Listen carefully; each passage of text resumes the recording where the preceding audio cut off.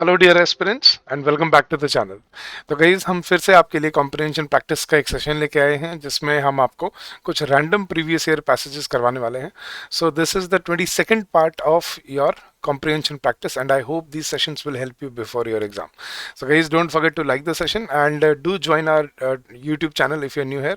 और अगर आपको इन सारे सेशंस का PDF भी चाहिए तो do join our Telegram channel. The link for our Telegram channel has been given in the description of the video. So without any further ado let's jump into the session. सबसे पहले हम करेंगे जो मैंने कल वाले सेशन में आपको एक होमवर्क पैसेज दिया था, आप सब ने बहुत सारे स्टूडेंट्स ने उनका आंसर दिया और अब मैं आपको उसका सही सॉल्यूशन बताता हूँ। लेट्स से कि आपने ठीक किया या गलत किया। तो शुरू करते हैं गाइस। सबसे पहले क्वेश्चन था कि what is the crucial message given by the passage. तो पहले पैसेज पढ़ते हैं एक बार। The quest for cheap and plentiful meat has resulted in farms which more and more where more and more animals are squeezed into smaller lots in cruel and shocking conditions। वो क्या कह रहे हैं कि सस्ता और ज़्यादा मीट पाने की चाह में हमने फार्म्स बना लिए हैं, मतलब पूरे एक तरह से हमने एक तरह से उसको इंडस्ट्रियल फार्मिंग की तरह कर लिया है, जहाँ पे ज़्यादा से ज़्यादा जानवर कम से कम जगह में मतलब बहुत ही क्रूअल और शॉकिंग कंडीशंस में रखे जाते हैं। Such practices have resulted in many of the world's health pandemics such as the avian flu। और ऐसी वजह से बहुत बड़े बड़े पेंडेमिक आ जाते हैं दुनिया में, जैसे एवियन फ्लू आया था अगर पीछे आपको याद हो तो world wide livestock increasingly raised in cruel, cramped conditions where animals spend their short lives under artificial light, pumped full of antibiotics and growth hormones until the day they are slaughtered। तो बोला ऐसी मतलब जो world wide जो livestock increasingly are raised in cruel and cramp condition, जहाँ पे उनको artificial light में रखा जाता है और एंटीबायोटिक्स डाल देते हैं उनके ताकि उनका शरीर बड़ा हो जाए, और ग्रोथ हार्मोन्स डाल देते हैं ताकि उनके मीट में ज़्यादा वेट हो। कब तक? जिस दिन तक उनको मार के खाने के लिए मार नहीं दिया जाता। Meat production is water intensive. उसने बोला जो मीट की प्रोडक्शन है वो वाटर इंटेंसिव चीज़ है। 15,000 liters of water is needed for every kilogram of meat compared with 3,400 liters for rice, 3,300 liters for eggs and 256 liters for a kilogram of potatoes। तो बोला कि देखो मीट 1 किलो मीट बनाने में 15,000 litre पानी लग जाता है, जबकि 1 किलो चावल में 3,500 के आसपास, अंडों के लिए 3,300 और सिर्फ आलू के लिए 256 लीटर पानी लगता है 1 किलो आलू बनाने के लिए। तो कहाँ 250 लीटर पानी और कहाँ पे 15,000 लीटर पानी। तो I think you can clearly see कि मीट प्रोडक्शन इज मतलब वाटर इंटेंसिव बिजनेस जिसमें पानी बहुत ज़्यादा यूज़ होता है। और दूसरी क्या है कि मीट से बहुत बीमारियां भी फैलती हैं क्योंकि उनके अंदर मतलब इनको ऐसी कंडीशंस में रखा जाता है दुनिया भर में जहाँ पे वो सेफ रह ही नहीं सकती, मतलब हेल्दी रह ही नहीं सकती। तो ये उसने कहा है। तो he is against the meat based जो मीट को या डेयरी को जो पाला जाता है फार्म्स में। अब क्या मैसेज दिया उसने? देखो अपनी परसेप्शन जरूर जरूर बनाया करो। एक बार पहले पैसेज पढ़ लो तो अपनी एक परसेप्शन बनाओ कि अच्छा पूरे पैसेज में ये उसने कहा है, और फिर ऑप्शन को देखो जो आपके परसेप्शन के सबसे नजदीक होगा वो आपको हमेशा आपका आंसर मिलेगा। देखना, mass production of meat through industrial farming is cheap and is suitable for providing protein nutrition to poor countries. के गरीब कंट्रीज को प्रोटीन मिलता है इस मीट से? नहीं, वो तो उल्टा कह रहे, वो कह रहे मीट की प्रोडक्शन इस तरह से खराब होती है, गलत होता है। Meat producing industry violates the laws against cruelty to animals. के मीट प्रोड्यूसिंग इंडस्ट्री वो लॉज को वॉयलेट करती हैं। देखते हैं, चलो वैसे भी कोई लॉ की बात हुई नहीं है यहाँ पे, बट चलो वो रखते हैं, इसको ओपन रखते हैं ऑप्शन को, हो सकता है मे बी ना हो। आगे देखते हैं, मास production of meat through industrial farming is undesirable and should be stopped immediately. क्या वो ठीक नहीं है और उसको अभी रोक देना चाहिए। और next, environmental cost of meat production is unsustainable when it is produce through industrial farming. उसने बोला देखो मीट इंडस्ट्रियल जो प्रोडक्शन है मीट की इंडस्ट्रियल फार्मिंग से प्रोडक्शन है वो अनडिजायरेबल है, लेकिन इमीडिएटली स्टॉप कर देना चाहिए, तो फिर लोग भूखे भी मर जाएंगे गाइस। इससे बहुत बड़ा एक डाइट का भी हिस्सा है, तो एकदम से नहीं लेकिन इसको ठीक करना चाहिए। कहने का मतलब क्या है? This can be improved. और ये भी गलत है। द राइट आंसर वाज कि इन्वायरमेंटल कॉस्ट जो है वो मीट की, चाहे वो बीमारियों की बात करें, चाहे हम वाटर इंटेंसिटी के मतलब वाटर यूजेज की बात करें, तो it is unsustainable when it is produce through industrial farming. Natural है तो कोई दिक्कत नहीं है भाई, लेकिन अगर आप ऐसे इंडस्ट्रियल फार्म्स में उनको बांध बांध के उनको एक पिंजरे में एक जहाँ पे एक आध जानवर होना चाहिए वहाँ पे आपने छः छः बांध रखे हैं, उनको एंटीबायोटिक दिए जा रहे हैं ताकि उनका साइज बढ़ जाए, उन पर पानी इतना लगता है, तो this is unsustainable for our future. तो option D was the right answer है। चलो गैस, आज कुछ और पैसेजेस करके देखते हैं। सबसे पहला पैसेज है, हमें इन्फ्रेंस ढूंढना है इसके अंदर, ठीक है। सबसे पहले क्वेश्चन में देखा करो ढूंढना क्या है, और उसी को ध्यान में रखते हुए अपना पैसेज पढ़ा करो। तो उसने बोला लो एंड आईओटी। आईओटी होता है इंटरनेट ऑफ थिंग्स, जो छोटी छोटी चीज़ों में इंटरनेट यूज़ होता है। जैसे आपके आजकल अगर आप देखो तो आपके एसी इंटरनेट से कनेक्टेड होने लग गए हैं। एलेक्सा जो है वो छोटी छोटी चीज़ें ऐसी हैं, टीवी कनेक्ट हो जाता है आजकल, तो फ़ोन वगैरह ये सब तो है ही, लेकिन आपके छोटे छोटे अप्लाइंसेज भी इंटरनेट से कनेक्ट होने लगे हैं। तो इनको बोला कि जो low end IoT internet of things है ना, उनकी बात करें तो low end internet of things devices are cheap commodity items. वो चीप कमोडिटी आइटम्स होती हैं जिनमें छोटे छोटे डिवाइसेस में इंटरनेट लगा होता है। Addressing security would add to the cost. क्योंकि चीप क्यों होते हैं? क्योंकि अगर उनमें अगर सिक्योरिटी की अगर हम वो डालें तो फिर वो और महंगे हो जाएंगे। This class of items is proliferating with new applications. और उसने बोला ये जो ये ना low end IoT products, this class of items ये ना बहुत जल्दी फैल रहा है, उसकी एप्लीकेशंस बहुत ज़्यादा हैं। This class of items is proliferating with new applications, many home appliances, thermostats, security and monitoring devices। जैसे आपके सीसीटीवी कैमराज है वो हमेशा इंटरनेट से कनेक्टेड है, तो उनमें सिक्योरिटी क्या है guys? And personal convenience devices are part of the IoT. कि जो आप मॉनिटरिंग डिवाइसेस, पर्सनल कंप्यूटर हो गया आपका, आपके कैमराज हो गए, आपकी ये सब चीज़ें, तो इनमें सिक्योरिटी का बहुत बड़ा रोल है। So the class of items is proliferating with the new applications, many home appliances, thermostat, security and monitoring devices and personal convenience devices are part of the IoT. So are fitness trackers, जो आप घड़ियाँ पहनते हो, smart watches पहनते हो, certain medical implants जैसे stunt जो वगैरह जो डलते हैं, and computer like devices in automobiles. आपकी गाड़ियों में भी जो आपने देखा होगा जो स्क्रीन होती है आपकी इंफोटेनमेंट, वो भी इंटरनेट से कनेक्टेड रहने लग गई है। सो इसका एप्लीकेशन बहुत ही वास्ट हो गया है आपकी लाइफ में, छोटी छोटी चीज़ों में इंटरनेट होना। The IoT is expected to expand exponentially, कि भैया और आगे चल के और भी यह चीज़ ग्रो करने वाली है। छोटे छोटे मतलब डिवाइसेस में आपको इंटरनेट कनेक्टिविटी देखने को मिलने वाली है, but new security challenges are daunting. उसने आखिरी में सबसे इंपॉर्टेंट बात कही है, लेकिन जितने सारे ये इंटरनेट ऑफ थिंग्स जितनी छोटी छोटी चीज़ों में आएगा उतना ही सिक्योरिटी हमारी ब्रीच होने के चांसेस बढ़ जाते हैं। तो सिक्योरिटी चैलेंज अपने आप में ही, जितना बड़ा ये इसका इन डिवाइसेस का यूज़ है उतना ही ज़्यादा आपको सिक्योरिटी का खतरा भी आता है इसके साथ साथ। तो क्या इन्फ्लुएंस दिया है उसने? Development of enabling technologies in India can be a big boost to its manufacturing sector. India की बात नहीं कर रहा वो, उसने बोला इन जनरल बात की उसने कि इंटरनेट ऑफ थिंग्स कैसे आपको इम्पैक्ट कर सकता है आपकी सिक्योरिटी को। तो ये ऑप्शन ये नहीं हो सकता। India is not yet fully ready to adopt IoT in view of the imminent security challenges. India की बात नहीं हो रही थी यहाँ पे, बट पॉइंट ठीक बोला उसने, ओपन रखते हैं इसको। Life becomes more comfortable with the development of cheap IoT, low end IoT devices. नहीं कंफर्टेबल हो जाती है तो हमें पता है, लेकिन बात यहाँ सिक्योरिटी की कर रहा है। एंड फिर उसने बोला as we go digital we must recognise the huge threat to internet security from IoT devices. Yes, कि जैसे जैसे हम डिजिटल होते जा रहे हैं वैसे वैसे हमें और क्या ध्यान रखना है कि हमारी इंटरनेट सिक्योरिटी जो है वो और खतरे में आ जाती है because of the low end IoT devices. छोटी छोटी चीज़ों में इंटरनेट कनेक्टेड है तो you don't know who is tracking you. आपका जो स्मार्ट वॉच है, आपका मोबाइल है, आपके सीसीटीवी कैमराज हैं, आपकी गाड़ी में जो इंफोटेनमेंट सिस्टम है, इनसे सब इंटरनेट से कनेक्टेड है। somebody hacks it, your security goes to their part, मतलब under threat, right? तो उसने बोला है कि as we go digital we must recognize the huge threat to internet security from some low IoT devices. That is the right answer. चलो gas आगे बढ़ते हैं। फिर से उसने हमसे कॉरोलरी पूछी है इस पैसेज में। तो सेकंड पैसेज में हमें कॉरोलरी ढूंढनी है। कॉरोलरी इज सिमिलरली अ की logical fact of the passage. तो पढ़ते हैं इस passage. With the digital phenomenon restructuring most social sectors, के जहां अब हम देख रहे हैं कि डिजिटल फिनोमिनन जो है वो ज़्यादा से ज़्यादा सोशल सेक्टर्स को रीस्ट्रक्चर कर रहा है।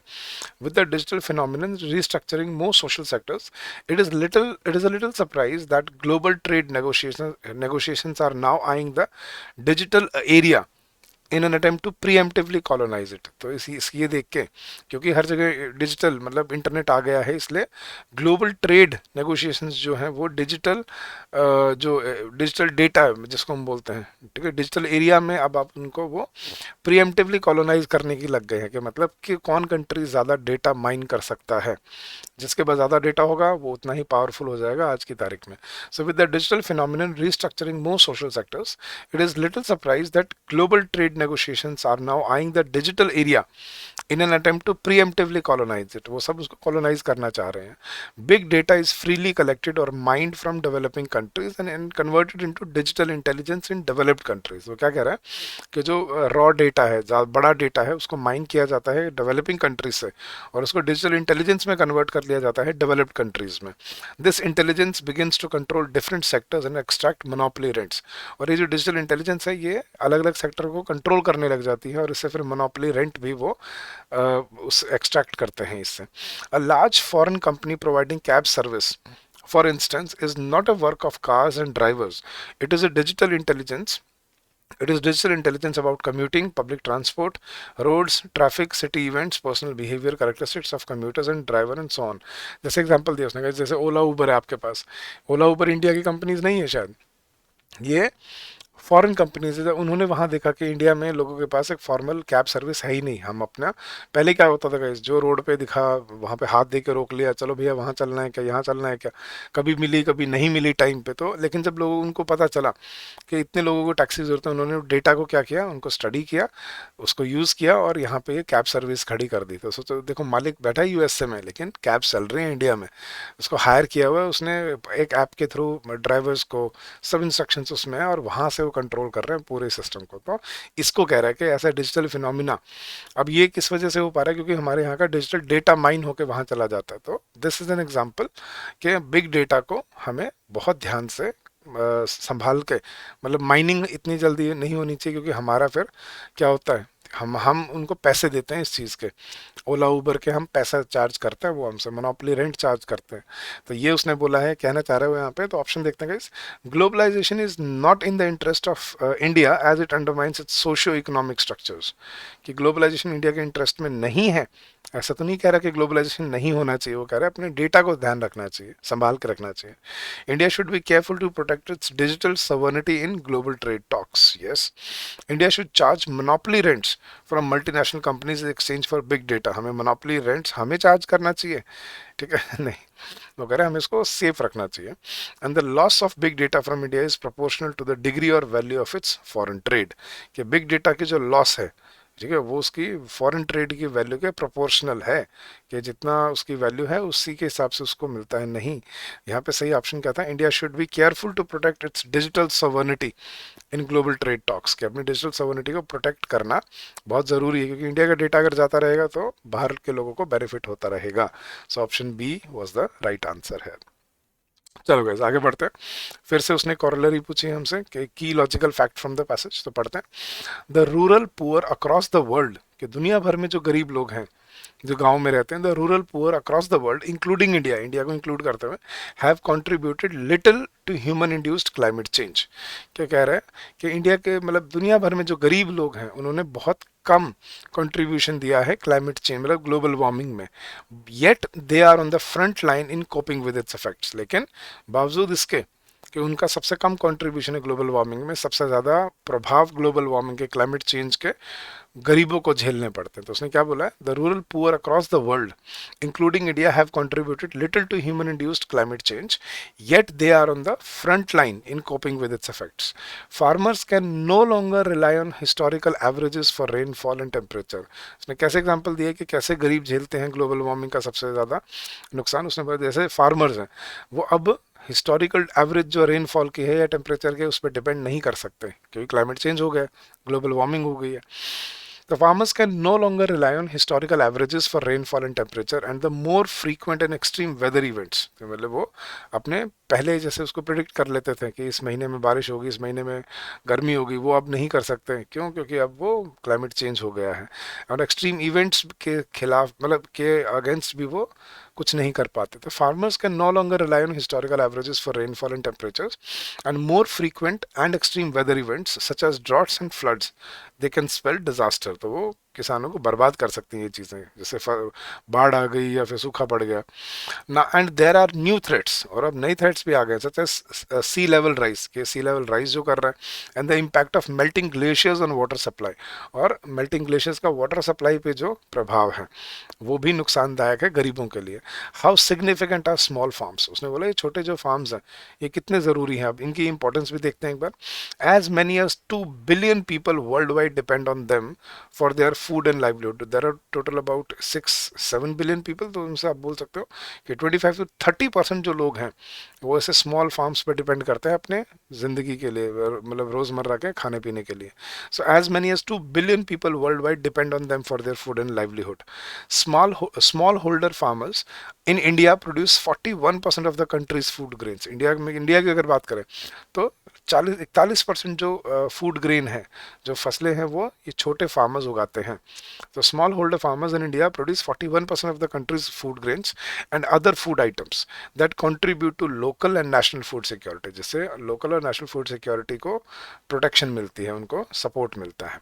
तो उसने क्या कहा है कि क्लाइमेट चेंज जो है वो सबसे गरीब या छोटे किसानों पे प्रभाव डालता है, वो खतरे में है, लेकिन उनका कंट्रीब्यूशन सबसे कम है। तो क्या पॉइंट है, supporting small farmers is an important part of any agenda regarding environmentally sustainable development. Yes, poor countries have little role to play in the mitigation of global warming. कि ग्लोबल वार्मिंग को कम करने में गरीब country कुछ नहीं कर सकती, ये गलत बात है। उन्होंने तो कह रहे गरीब कंट्री ने तो कुछ किया ही नहीं है। Next, due to a large number of farmer households India will not have food security problem in the foreseeable future. के भाई हमारे क्योंकि ज़्यादा स्मॉल फार्म्स हैं, फार्मर्स हैं, तो हमें फूड सिक्योरिटी की प्रॉब्लम नहीं होगी, क्या ये कहना चाह रहे हैं? नहीं, वो तो कह रहे हैं कि किसानों को सबसे ज़्यादा नुकसान झेलना पड़ता है क्लाइमेट चेंज का, और वो सबसे ज़्यादा इंपॉर्टेंट भी है क्योंकि उनसे ही बहुत ज़्यादा फूड प्रोडक्शन होती है। लास्ट है, only small holder farmers in India can ensure food security. Extreme option होते हैं गाइस ये ओनली वाले। तो I think we have got our answer, option number A, कि स्मॉल फार्मर्स को सपोर्ट करना इंपॉर्टेंट पार्ट है regarding any agenda for sustainably environmentally sustainable development. अगर हमें सस्टेनेबल डेवलपमेंट कर रहा है और इन्वायरमेंट को भी ध्यान रखना है तो हमें स्मॉल फार्मर्स को सपोर्ट करना पड़ेगा। So option A was the right answer है गाइज। तो चलो गाइज, ये थे आज के आपके प्रैक्टिस पैसेजेस। अब मैं आपको आज का होमवर्क पैसेज देता हूँ, ठीक है? मैं पढ़ के बताऊंगा आपको, इसका आंसर मुझे इस वीडियो के कमेंट सेक्शन में देना है। नेक्स्ट वीडियो में मैं इसका आपको सॉल्यूशन भी बताऊंगा। तो पैसेज है, इसमें अजम्पशन दिए हैं और हमें बताना है कि कौन सा अजम्पशन सही है या गलत है। तो मैं पैसेज पढ़ता हूँ आपके लिए। A changing climate and the eventual efforts of governments, however reluctant to deal with it, could have a big impact on investors' returns. Companies that produce or use large amounts of fossil fuels will face higher taxes and regulatory burdens. Some energy producers may find it impossible to exploit their known reserves and be left with stranded assets, deposits of oil and coal that have to be left in the ground. Other industries could be affected by the economic damage caused by more extreme weather such as storms, floods, heat waves and droughts. तो क्या कहा है उसने, guys ध्यान से समझना। और उसने ऑप्शन क्या दिए हैं अब आपको, अब देखने कौन सा assumption सही है या गलत है।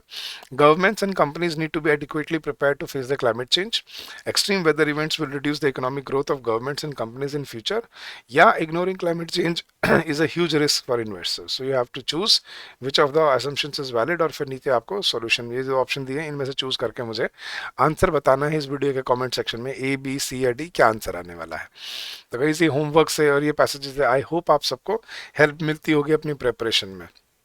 अगर आप अभी भी अपने अपने आप को 100% रेडी बनाना चाहते हैं यूपीएससी सीसेट एग्जाम में, जिसमें सिर्फ 1 महीना बचा है अभी, तो आप हमारा कॉम्प्रिहेंसिव कोर्स ज्वाइन कर सकते हैं, जिसमें आपको डे 1 पे सारी रिकॉर्डेड क्लासेस मिलती हैं along with downloadable PDFs and practice questions with every chapter. साथ साथ आपको सेक्शनल टेस्ट मिलेंगे, प्लस फुल लेंथ टेस्ट मिलेंगे आपको अपनी एग्जाम की प्रैक्टिस करने के लिए। पहले सब्जेक्ट वाइज और फिर फुल लेंथ टेस्ट जो एग्जाम में होते हैं। वैसे वीकली लाइव डाउट सेशंस होते हैं फैकल्टी मेंबर्स के साथ, जिसमें आप अपने डाउट पूछ सकते हो, और लाइव रिवीजन क्लासेस भी हम कंडक्ट कराते हैं, जिसमें आप हमारे साथ लाइव 1-on-1 अपने एग्जाम की तैयारी कर सकते हो. So you know the faculty members, come join us in our comprehensive course and get benefited from it. There is a special discount also going on for the next 2 days. So come join us and get benefited and make use of this course to prepare for your UPSC CSAT part. So thank you so much once again, guys, for your receptiveness, for your patience, and for your hard work. I'm sure that you are giving everything to prepare for this exam, and I'm sure that you're not taking it lightly, because CSAT is a very important filtration paper for this exam. तो इसको ध्यान से prepare करके जाना, क्योंकि इसमें अगर इसमें एक मतलब गलती से भी कट ऑफ के में गड़बड़ हो गई तो पूरा साल वेस्ट हो जाता है. तो क्वालिफाई करना है, 33% लेने हैं, लेकिन तैयारी अच्छे से करके जानी पड़ेगी आपको. अगर आपका कोई डाउट है, कोई क्वेरी है guys, you can always call us on this number, that is 8146207241, या आप हमें अपनी क्वेरी इस ईमेल एड्रेस पे भी डाल सकते हैं, that is hello@edutap.co.in. That's our email address. So you can get in touch with us through these through a phone number or the email ID. So thank you so much once again, guys. I'll see you again next week with more such sessions. Till then, guys, keep on working hard, keep on giving your best, and I'm sure you will do very well in the long run. So guys, thank you so much once again, and happy learning to all of you.